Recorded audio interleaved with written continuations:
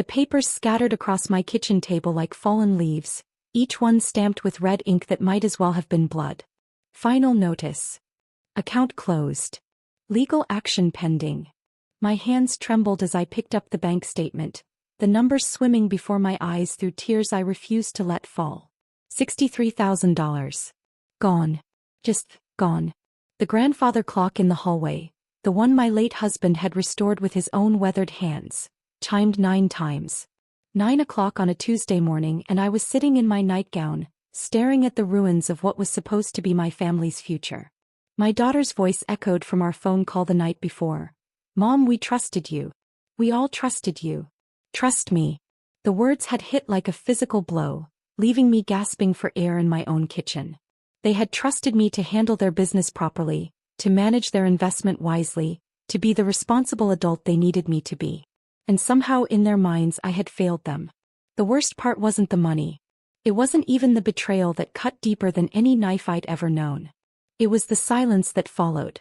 The way my own flesh and blood had stopped answering my calls, stopped coming by for Sunday dinner, stopped existing in my world as if I had never given birth to them, never sacrificed everything to build something beautiful together.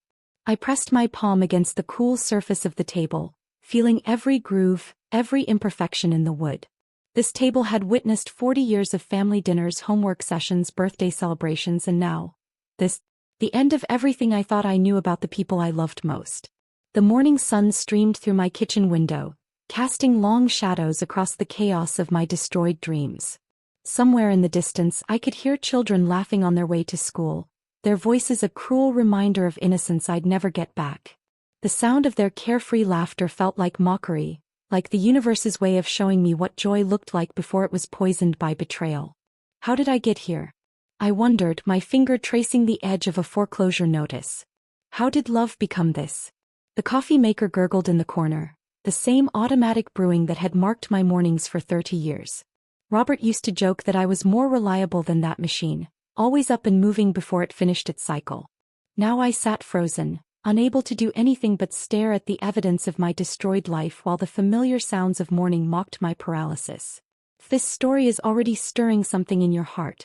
I'd love to know, what time is it where you are right now, and which city or state are you watching from? Drop it in the comments. Let's see how far this story is reaching. My name is Eleanor and I'm 58 years old. I know this because I feel every single one of those years in my bones when I wake up each morning, in the way my hands have developed those brown spots that my mother used to call wisdom marks, and in the silver threads that now dominate what used to be auburn hair.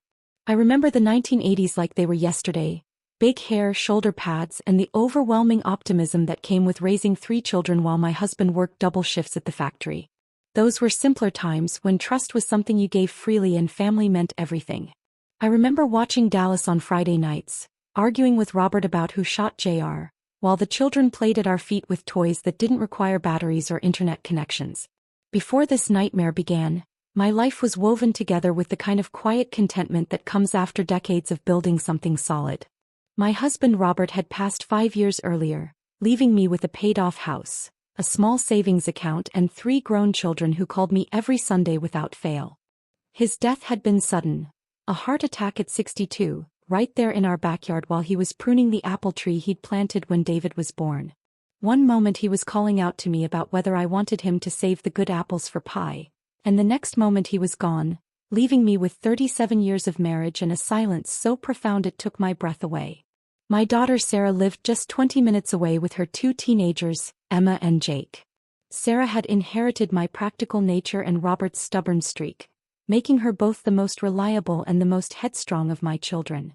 She worked part-time at a dental office, managing their billing, and spent her afternoons shuttling the kids between soccer practice, piano lessons, and the endless activities that seemed to define modern childhood.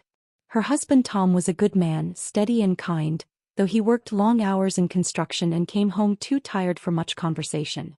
My son Michael had moved to Colorado but visited every Christmas, bringing his wife Jennifer and their 8-year-old twin boys.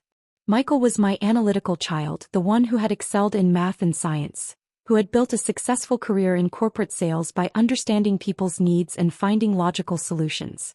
His house in Denver was modern and minimalist, the kind of place where everything had a purpose and nothing was out of place. He called me every other week, usually on Sunday evenings, and our conversations followed a comfortable pattern of weather, work, and family updates. My youngest, David, was the dreamer, always full of big ideas and infectious enthusiasm.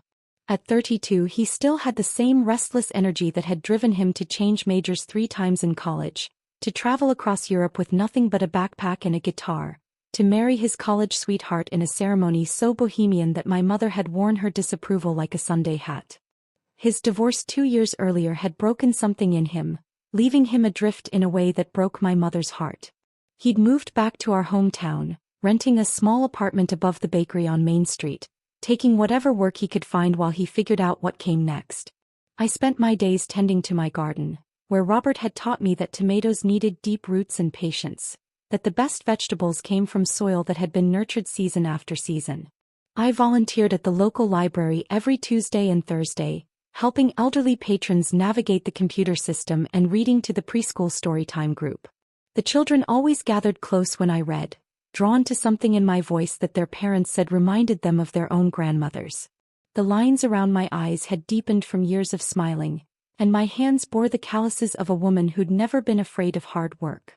These hands had kneaded thousands of loaves of bread, changed countless diapers, held feverish foreheads, and applauded at school plays and graduation ceremonies. I wore my wedding ring on a chain around my neck, close to my heart because my fingers had grown too thin to keep it secure. Sometimes I caught myself reaching for it during difficult moments, rubbing the smooth gold band like a talisman that could bring back the man who had made me feel safe in the world. The house felt too big sometimes, echoing with memories of children's laughter and Robert's terrible jokes. But it was mine, filled with 40 years of photographs, report cards stuck to the refrigerator with magnets shaped like fruits and vegetables, and the comfortable wear of a life well lived. The living room still bore the faint stain on the carpet where David had spilled grape juice when he was 7. The kitchen windowsill displayed Sarah's pottery from her high school ceramics class alongside Emma's handmade Mother's Day cards. Michael's old room had become my sewing space, though I kept his baseball trophies on the bookshelf and his college pennant tacked to the wall. I thought I knew what the rest of my story would look like. Quiet years of grandmotherhood, maybe some traveling to see Michael's family in Colorado, certainly more time for the oil painting I'd always promised myself I'd return to. I had plans, small, humble plans that fit the modest boundaries of my expectations. I wanted to take a watercolor class at the community center, maybe join the church ladies' book club, possibly even learn to use the computer well enough to send emails to Michael without having to call David for technical support. My savings account wasn't impressive by modern standards, but it represented security. $63,000 that Robert and I had accumulated through decades of careful living, skipped vacations, and second-hand furniture. Money that was supposed to see me through my golden years, cover unexpected medical expenses, maybe leave a little something for the grandchildren's college funds. It was my safety net, my independence, my proof that I could take care of myself without becoming a burden to my children. I never imagined that my own flesh and blood would become the authors of my destruction. I never dreamed that the people I had nursed through childhood illnesses and teenage heartbreaks would be the ones to leave me broken and betrayed in my own kitchen, staring at financial ruin while the grandfather clock marked the hours of my shattered life. David called me on a Tuesday in March, his voice crackling with excitement through the phone line. At 32, he still had that boyish enthusiasm that reminded me of the 6-year-old who used to burst through the front door with pockets full of rocks he'd found, each one a treasure, that had to be displayed on the kitchen windowsill. Even through the divorce, even through the job losses and the apartment that was too small and too expensive, David had maintained this essential optimism that made you want to believe in whatever dream he was spinning. "Mom, I've got it figured out," he said, the words tumbling over each other like water over rocks. "The business idea we've been talking about. I know exactly how to make it work." We'd been talking about starting a family business for months, ever since that Sunday dinner in January when the conversation had drifted toward everyone's frustrations with their current situations.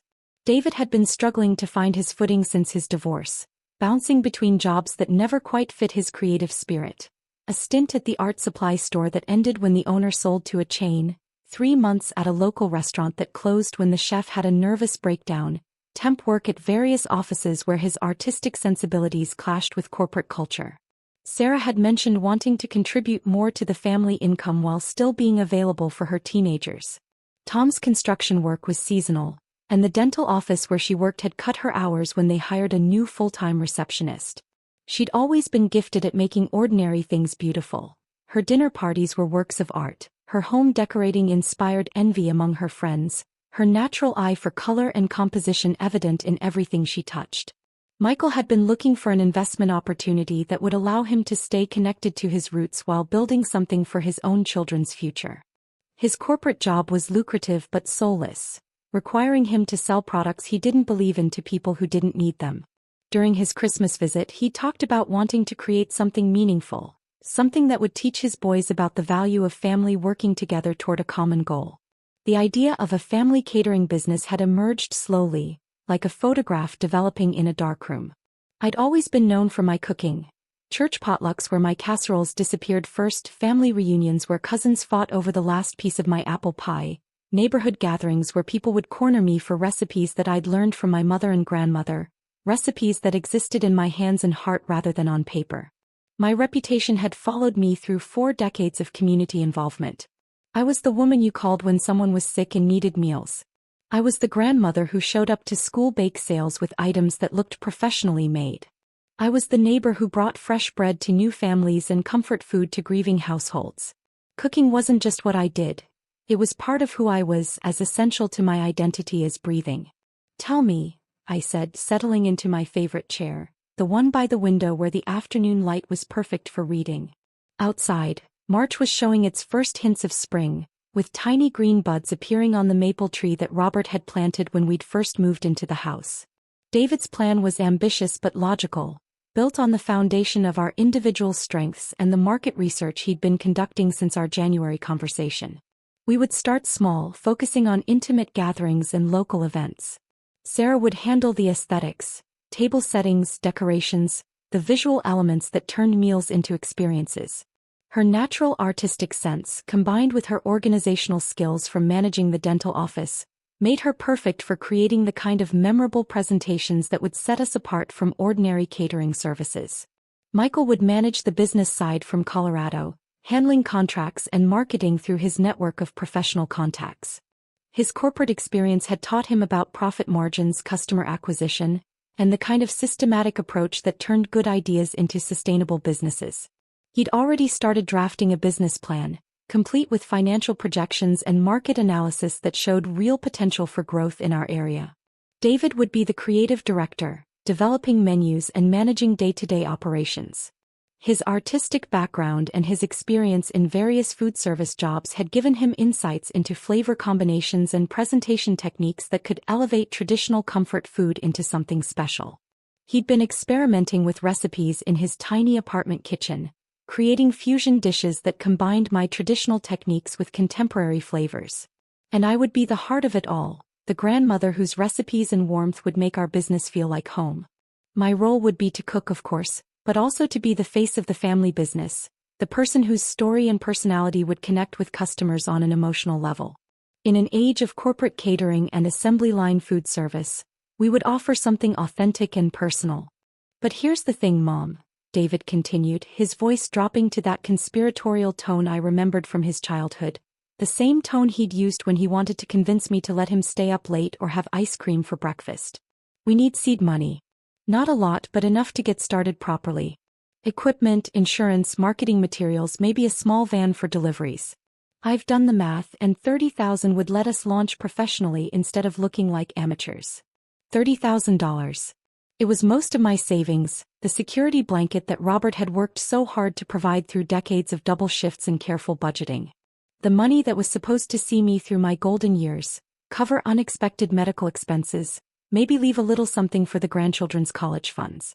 But as David painted the picture of our family working together, building something beautiful and lasting, I felt something I hadn't experienced since Robert's death: purpose. The idea of having my children need me again, of being essential to their success rather than just a sweet old woman they visited out of obligation, awakened something deep in my chest that had been dormant for 5 years. What would Robert think? I wondered, unconsciously reaching for the wedding ring around my neck. He'd always encouraged the children's dreams, even when they seemed impractical. He'd supported David through his various career changes, helped Michael with his college loans, Co-signed Sarah's first car loan when she was a struggling young mother. Family investment had always been our philosophy. We supported each other, believed in each other, sacrificed for each other. Let me think about it, I said, though I already knew my answer. The excitement in David's voice, the vision of my family working together, the possibility of building something that would outlast all of us. It was everything I'd ever wanted for my children. Sarah was cautious when I called her that evening. Mom, are you sure? That's a lot of money. What if something goes wrong? Her voice carried the practical concern that had always been her defining characteristic, the same quality that had made her an excellent student and a careful mother. What if something goes right? I countered, surprising myself with the conviction in my voice. What if we build something wonderful together?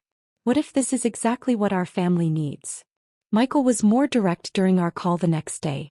I want to run some numbers first. Make sure we're not getting in over our heads. David's enthusiasm is great, but we need to be realistic about the challenges. His corporate training had taught him to analyze risk, to look for potential problems before they became real ones. But David's enthusiasm was infectious. He came over that weekend with a business plan printed on crisp white paper, charts and graphs that made our dream look official and achievable.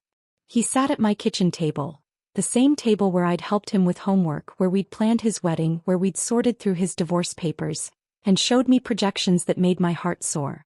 The plan was thorough and professional, outlining everything from startup costs to 5-year revenue projections. He'd researched our local market, identified our target customers, even designed a logo that incorporated elements representing each family member. The presentation was impressive, the kind of document that banks and investors would take seriously. We'll pay you back within 2 years, he promised, his eyes bright with the kind of hope I hadn't seen in him since before his marriage fell apart. With interest, Mom. This isn't charity. This is an investment in our family's future. You're not just giving us money, you're becoming a business partner in something that's going to make money for all of us. A business partner. The phrase made me feel important, relevant, necessary in a way I hadn't felt since Robert's death. For 5 years I'd been the sweet old widow that people took care of, checked on, worried about. Now I was being invited to be an active participant in my family's success. I signed the papers on a Thursday morning in April, the same day I'd always called my sister. Instead of our usual conversation about the weather and our health, I found myself describing the business plan with excitement I hadn't felt in years. Eleanor, my sister said, her voice gentle but concerned, just be careful. Family and money. It's not always a good combination. I've seen too many families torn apart by business deals that went wrong. But I was already picturing the catering truck with our family name painted on the side, imagining the pride on my grandchildren's faces when they told their friends about their grandmother's successful business. I was dreaming of family dinners where we'd talk about our latest events, our satisfied customers, our growing reputation in the community. Family, I thought as I hung up the phone. This is what family is supposed to be about. Working together, building something beautiful together, creating a legacy that will outlast all of us. I had no idea that I was signing my own death warrant, authorizing my own financial execution, giving my children permission to break my heart in ways I never could have imagined. The first sign of trouble came disguised as good news. David called me 3 weeks after I'd transferred the initial investment, his voice bubbling with excitement that made my heart sing. Mom, you're not going to believe this. We just landed our first major contract. The Henderson wedding, 200 guests, full service. It's exactly what we needed to launch properly. I felt a surge of pride that warmed me from the inside out, the same feeling I'd experienced when my children brought home good report cards or won awards at school. My investment was already paying dividends. The business plan was working exactly as David had promised. That's wonderful, honey. When is it? I could already picture the event. Elegantly dressed guests dining on food I'd helped prepare, Sarah's beautiful table settings creating the perfect atmosphere, our family name building a reputation for excellence. Next month. But here's the thing, we need to buy equipment now to handle something this big. Commercial-grade stuff that we can use for years to come. Industrial mixers, professional serving pieces, chafing dishes that can handle 200 people. The profit from this one event will more than cover the cost, but we need to make the purchases up front. My stomach tightened slightly, the same feeling I'd had when the children were young and wanted expensive things for Christmas that we couldn't quite afford. How much are we talking about? 15,000. I know it sounds like a lot, but Mom, this is exactly what we planned for. Growing the business, reinvesting profits. And the Henderson contract is worth 25,000. We'll make back the equipment cost and have 10,000 in pure profit. I stared out my kitchen window at the garden where Robert had taught me to plant tomatoes, where we dreamed of retirement years that would be comfortable and secure. $15,000 was money I didn't have readily available. I'd have to dip into my emergency fund, the money I'd promised myself I'd never touch except for true emergencies. But the numbers David was presenting made sense. A $15,000 investment that would generate $10,000 in immediate profit, plus equipment that would serve the business for years to come. And this was business, wasn't it? This was how businesses grew, how families built wealth together. I'll need to move some money around, I said finally, already calculating which accounts I'd need to access. But yes, okay. Send me the details. This is an investment, I told myself as I called my bank. This is how families build wealth together. This is how we create something lasting. The bank teller, a young woman named Jessica who'd helped me with various transactions over the years, processed the transfer with the efficient politeness of someone who'd seen grandmothers make financial decisions they'd later regret. She didn't ask questions, but I saw something in her eyes that might have been concerning. Mrs. Patterson, she said as she handed me the receipt, you know we offer financial planning services if you're interested in discussing investment strategies. Sometimes it helps to have a professional perspective on major financial decisions. I thanked her but declined, feeling slightly insulted that she thought I needed guidance on my own family's business. I was a 58-year-old woman who'd managed a household budget for 40 years, not some naive pensioner being taken advantage of by strangers. The second incident happened 2 weeks later, just days before the Henderson wedding. Sarah called me at 6 in the morning, her voice tight with panic that made my heart race. Mom, we have a problem. The rental company is demanding payment upfront for the tables and chairs. They were supposed to bill us after the event, but they're saying their policy has changed for new customers. They want $8,000 by tomorrow or they'll cancel our order. My heart began to race, the rapid beating that had become familiar since Robert's death whenever unexpected financial pressures arose. How much did you say? 8,000. David's scrambling to find another rental company, but everyone else is booked for the weekend. This is wedding season, Mom. If we can't deliver on this wedding, we're done. Our reputation will be destroyed before we even really start. I sat on the edge of my bed in my nightgown, watching the sunrise paint my bedroom walls gold while my daughter's panic transmitted itself through the phone line. $8,000. Added to the $30,000 initial investment and the $15,000 for equipment, we were now at $53,000. Nearly everything I had. Sarah, honey, I'm not sure I can. Mom, please. Her voice cracked and I could hear her tears, the same tears I'd comforted through broken friendships and teenage heartbreak. I know it's a lot, but we'll make it back this weekend. The Henderson contract, plus 3 smaller events we've booked for next month. We'll be able to pay you back at least $20,000 by the end of May. My daughter is crying, I thought. My daughter needs me and I have the power to help her. The transfer took longer this time, requiring me to visit the bank in person to access my emergency savings account.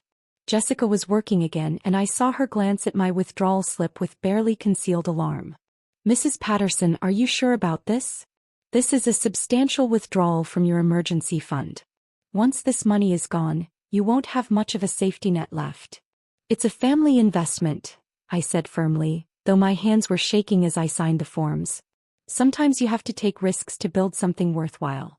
But that afternoon, as I sat in my kitchen with my updated bank statements, the numbers stared back at me with cold arithmetic precision.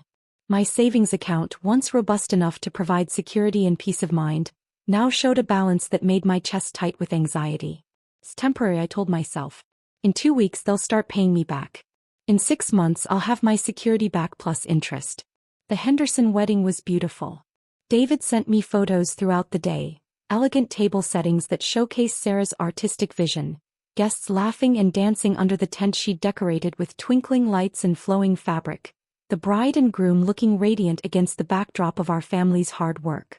The local newspaper even ran a small feature about our family business, complete with a photo of me in my kitchen, smiling as I prepared one of my signature dishes, my hands working the same magic they'd worked for decades. "See, Mom," David said when he called me that evening. His voice was warm with success and gratitude. "This is just the beginning. We're going to be okay. Better than okay. We're going to be successful." For 2 weeks I felt like we were on the right track. The business was getting inquiries from the newspaper feature, with potential customers calling to discuss events ranging from anniversary parties to corporate luncheons. Sarah had bookings for 3 more events, smaller gatherings that would allow us to build our reputation gradually.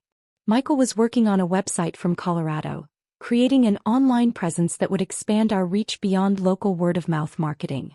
I started sleeping better, the knot in my stomach slowly loosening as our family dream seemed to be becoming reality. I even began to imagine the future again.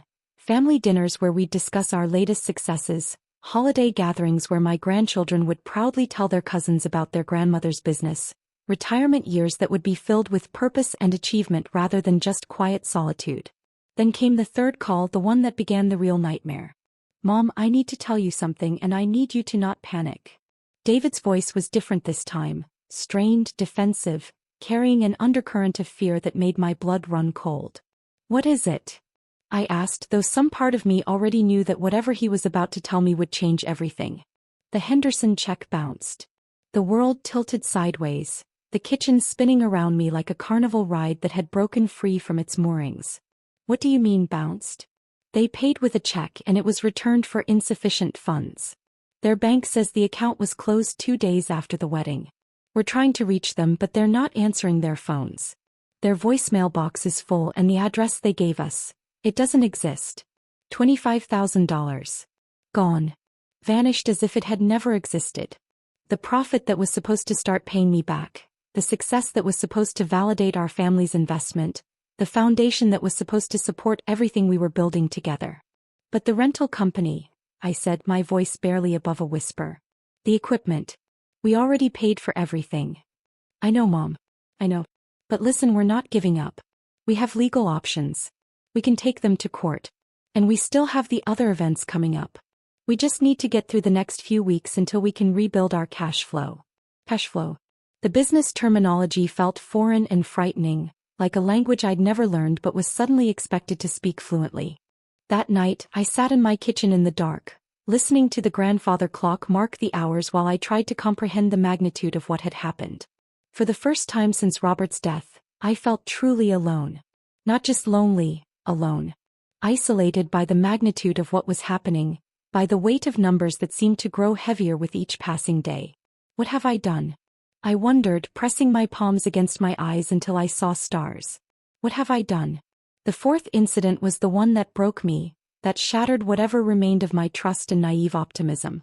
David called me on a Tuesday morning, 3 weeks after the Henderson disaster. I'd been avoiding my bank statements, afraid to see the numbers that confirmed my worst fears. I'd been living on credit cards, telling myself it was temporary, that everything would work out once the business got back on its feet. "Mom, I have something to tell you and I need you to hear me out completely before you say anything." The tone of his voice made my blood run cold, the same careful modulation I'd heard when he was a child and had broken something valuable, when he'd needed to confess mistakes that would disappoint the adults who loved him. "What is it?" I asked, though I was already bracing myself for another financial blow. "The equipment we bought. It wasn't actually for the catering business. I mean, some of it was, but not all of it. I had some personal debts, Mom. From the divorce, from some mistakes I made. Credit cards, legal fees, things I should have handled differently. I thought I could pay it back before anyone noticed, before it became a problem for the business." The kitchen started spinning around me, the familiar surroundings becoming alien and threatening. "How much, David?" "The equipment was $8,000. The personal stuff was $7,000. But Mom, I can fix this. I have a plan." $15,000 of my money went to pay your personal debts?" My voice sounded foreign to my own ears, sharp and cold in a way I'd never heard before, like the voice of a stranger who happened to be speaking through my mouth. "It's not like that, Mom. It's all connected. I couldn't run the business with creditors breathing down my neck, with lawyers calling and threatening garnishment. I had to clear the deck so I could focus on making this work for all of us." Clear the decks. Another business phrase that felt like a slap in the face, a euphemism for theft and betrayal wrapped in corporate language. I hung up the phone. For the first time in my life, I hung up on one of my children. The receiver crashed into its cradle with a finality that echoed through my empty house. Then I called Sarah, my hands shaking as I dialed the number I'd memorized when she was 12 and started riding her bike to friends' houses. "Did you know?" I asked without preamble when she answered. The silence that followed told me everything I needed to know. It was the silence of complicity, of shared secrets, of adult children who had conspired against their mother while she slept peacefully in her trust. "Mom, David made me promise not to tell you. He said he'd handle it, that he'd pay everything back before you ever had to know. We were trying to protect you from worrying about things that weren't your fault." "Protect me?" I laughed, but it came out as a sob, a sound I'd never made before that seemed to originate somewhere deep in my chest. "Protect me by lying to me? By letting me believe my money was going to build our family business when it was really going to pay for David's divorce lawyer? It wasn't supposed to happen like this, Mom. We really did want to start the business. We really did think we could make it work. David just had these other obligations, and he thought if he could clear them up quietly, we could focus on building something successful." "We," I said quietly, the word hanging in the air like an accusation. "So you all knew?" "All three of my children knew that I was being lied to." "Mom, please. It's not like that. We love you. We were trying to." I hung up on her too, my own daughter, the child I'd carried in my body and nursed through chickenpox and helped plan her wedding. Then I called Michael, my practical son, my voice of reason, my child who was supposed to be managing the business side of our family venture. "Mom, I was going to tell you." I hung up on him before he could finish the sentence, before he could add his lies to the collection that was already drowning me. I sat in my kitchen as the sun set, surrounded by the silence of a house that had once been filled with family laughter. The photographs on my refrigerator, grandchildren's school pictures, family vacation snapshots, holiday gatherings, seemed to mock me with their frozen smiles, their captured moments of happiness that now felt like elaborate deceptions. They all knew, I thought. They all knew, and they all lied to me. They all decided that their mother was too stupid, too naive, too trusting to handle the truth. That night, I finally opened my bank statements, spread them across the kitchen table like tarot cards predicting a future I didn't want to see. The numbers stared back at me in black and white. $3,247.83. That was all that remained of 40 years of careful saving, of Robert's double shifts and overtime hours, of the nest egg that was supposed to carry me through my golden years. $63,000 gone, and with it, the trust that had been the foundation of my entire world. The money was just numbers on paper, but the betrayal was something that lived in my chest like a physical presence, heavy and dark and growing larger with each breath. They were supposed to be my family, I whispered to the empty room. They were supposed to be the people I could count on when everything else failed. The grandfather clock chimed midnight, and I realized I was now living in a world where the people I loved most had become strangers, where the children I'd raised had become adults I didn't recognize, where the family I'd built with Robert had become a beautiful lie that could no longer sustain itself. The confrontation came on a Sunday in June, 3 weeks after I'd stopped taking their calls. I was in my garden, trying to find peace among the tomato plants Robert had taught me to stake properly, when I heard the familiar sound of car doors slamming in my driveway. Through the kitchen window, I watched all three of my children walk up the path to my front door, Sarah with her shoulders set in determination, Michael looking uncomfortable in his rumpled travel clothes, and David lagging behind with the expression of a man walking to his execution. They moved like a delegation, a united front coming to negotiate with the enemy. Except the enemy was their mother, the woman who had given them life and love and everything she had to offer. I didn't answer the door when they knocked. "Mom, we know you're in there," Sarah called, her voice carrying that authoritative tone she used with her teenagers when they were being difficult. "We need to talk. We need to figure this out. Figure this out." As if my financial ruin and emotional devastation were simply problems to be solved, puzzles that could be worked out with enough discussion and compromise. I knelt by my tomato plants, my hands deep in the soil, trying to ground myself in something real and solid. The earth was warm and rich, full of the kind of life that didn't lie or steal or betray. Here in the garden Robert had helped me design, everything was honest. Seeds grew into plants, plants produced fruit, seasons followed their natural progression without deception or hidden agendas. "Mom, please." Michael's voice now, tinged with the exhaustion of a man who'd flown halfway across the country to face his shame. We can't leave things like this. We're family. We have to find a way to work through this. We're family. The words that had once been my greatest comfort now felt like a mockery, a joke told at my expense by people who had redefined family to mean something I didn't recognize. David's voice was barely audible through the door. Mom, I'm sorry. I know you're angry, but please, let us explain. Let us tell you how we're going to make this right. Explain. Such a simple word for such a complex devastation. Such an inadequate response to such a fundamental violation of trust. I stood up slowly, my knees protesting the movement in a way that reminded me of my age, my vulnerability, my foolishness. My hands were covered in soil, earth under my fingernails, the honest dirt of genuine work. I walked to the front door and opened it, not because I wanted to reconcile, but because I needed to see their faces when I told them exactly what they had done to me. They stood on my porch like supplicants, their faces a mixture of guilt and hope and fear. These were the babies I had carried in my body, the children I had nursed through fevers and heartbreaks, the adults I had believed would be my safe harbor in old age. Now they looked like strangers wearing familiar faces, like actors playing parts in a story I didn't recognize. Come in, I said quietly. We sat in my living room, the same room where we'd celebrated birthdays and Christmas mornings, where we'd gathered after Robert's funeral to plan the memorial service and divide his tools among the grandchildren. The afternoon light streamed through the windows, illuminating the dust motes that danced in the air like tiny spirits of all the conversations we'd had in this space, all the love and laughter and trust that had once filled these walls. Mom, Sarah began, her voice carefully controlled in the way she'd learned during her years of managing difficult dental patients, we know we made mistakes. We know we should have been more honest with you from the beginning. But we really did believe we could make this work.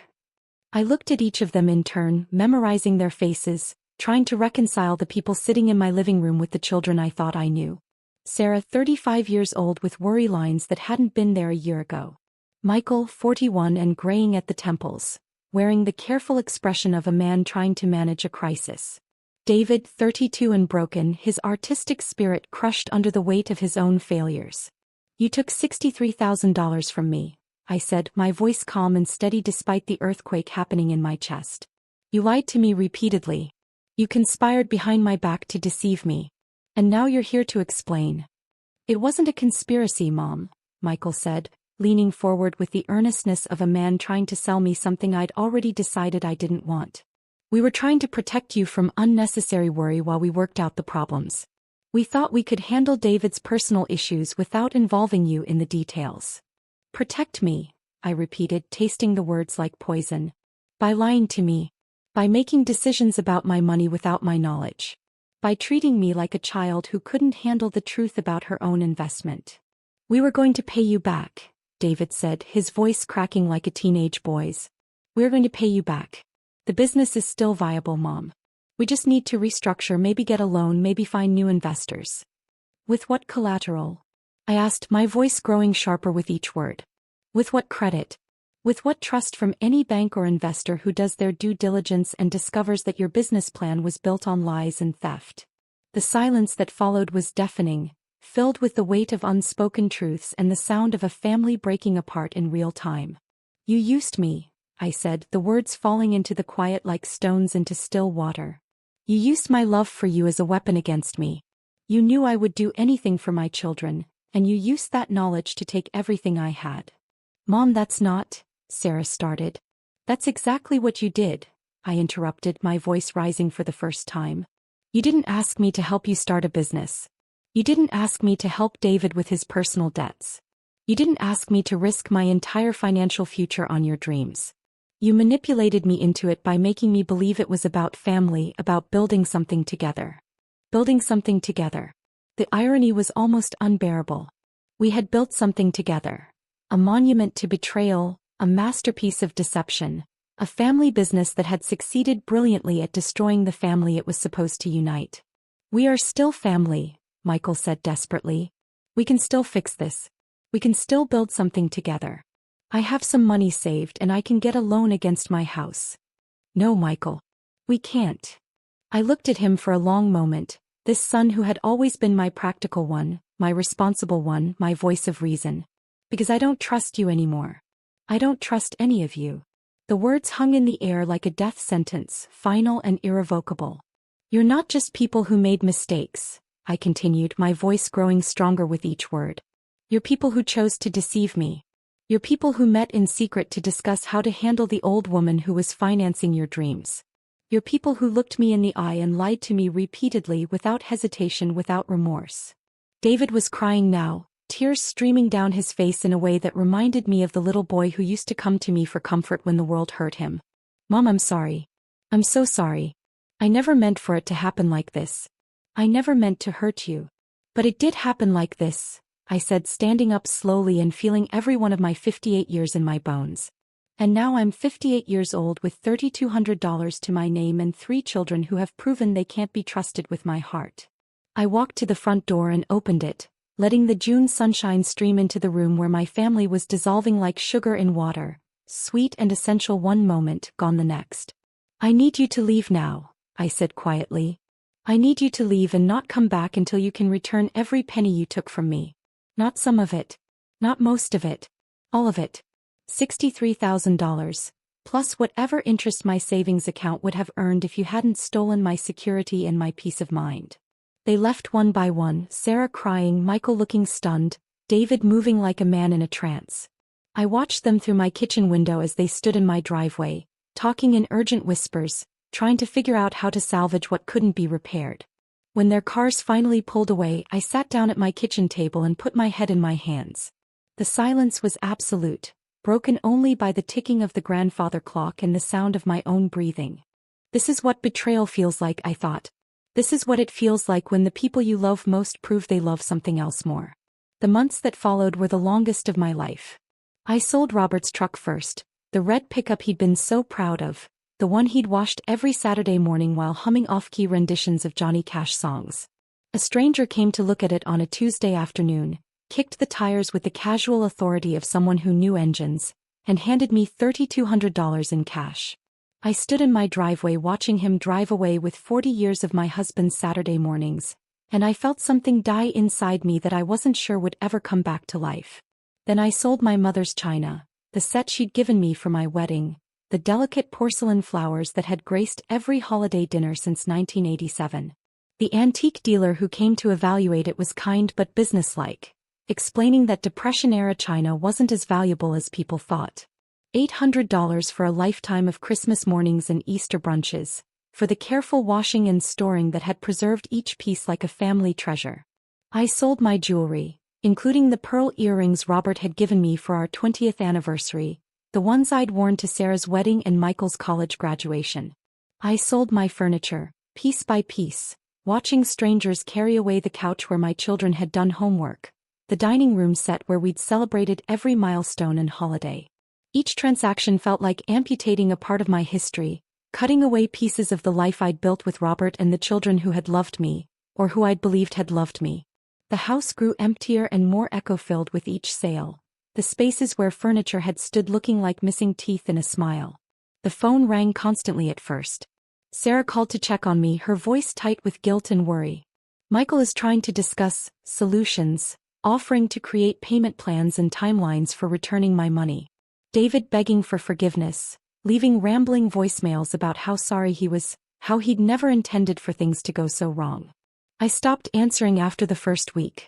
The voicemails piled up like snow in a blizzard, each one a variation on the same theme. We're sorry. We love you. We want to make this right. But I had learned the difference between wanting to make something right and actually making it right. Wanting was just another word for wishing, and I was done with wishes. My sister visited in August, driving down from Michigan with a trunk full of groceries and a heart full of concern. She took one look at my empty house and my hollow eyes and gathered me into the kind of hug that only sisters can give, the kind that says, I know, without requiring words. We sat in my kitchen, the same kitchen where I'd made the phone calls that had destroyed my life, and she held my hands while I told her the whole story. Her fingers traced the new lines of worry that had appeared around my eyes, the weight loss that had nothing to do with vanity and everything to do with the way grief affects appetite. You can come stay with me, she offered. Sell the house, take whatever you can get, and come north. We'll figure out the rest together. My guest room is yours for as long as you need it. I considered it. The house was too big for me now, too full of memories that had curdled into something bitter. But it was also the last thing I had that was truly mine, the last piece of the life I'd built with Robert that couldn't be liquidated or stolen or betrayed. Not yet, I said. I need to see if I can make this work on my own. I need to know that I can survive this without becoming dependent on anyone else. Making it work meant getting a job at 58, something I hadn't done in over 30 years. I found work at the local grocery store, stocking shelves and working the cash register for $12 an hour.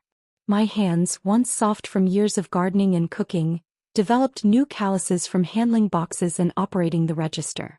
My feet ached in ways they never had before, and I learned to take ibuprofen-like vitamins, 3 tablets in the morning and 3 before bed. But there was something oddly liberating about the work. When I was at the store, I was useful in a way that had nothing to do with my relationship to anyone else.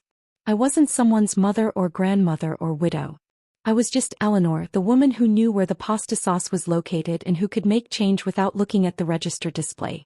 My co-workers were mostly younger, women with their own stories of starting over, of rebuilding after divorce or disappointment or dreams that hadn't turned out as planned. They didn't know about the business that had failed or the family that had betrayed me. They only knew that I showed up on time, worked hard, and didn't complain about the customers who treated grocery store employees like servants. There was Maria, a 43-year-old single mother whose husband had left her for his secretary, taking half their savings and all of their shared friends. There was Jennifer, 28, and raising 3 children while her boyfriend served his second tour in Afghanistan. There was Rose, 64, and working to supplement a social security check that barely covered her rent and medications. These women became my new family, bonded by the shared experience of economic survival and the peculiar intimacy that develops between people who work side by side through long shifts and difficult customers.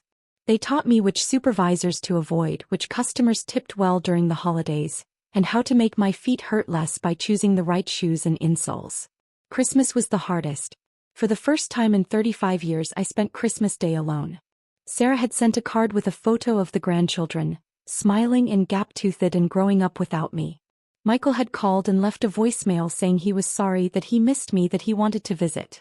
David had sent flowers with a note that simply said, "I love you, Mom." I sat in my living room, looking at the small tree I'd bought for myself, decorated with ornaments that each told a story of the family I'd lost. I thought about calling them, about swallowing my pride and my pain and pretending that forgiveness was the same thing as forgetfulness. But I didn't call. Because I had learned that sometimes love isn't enough to bridge the gap between what people say and what they do. Sometimes the people who hurt you most are the ones who love you most, and sometimes that makes the betrayal worse, not better. By the following summer, I had found something resembling peace.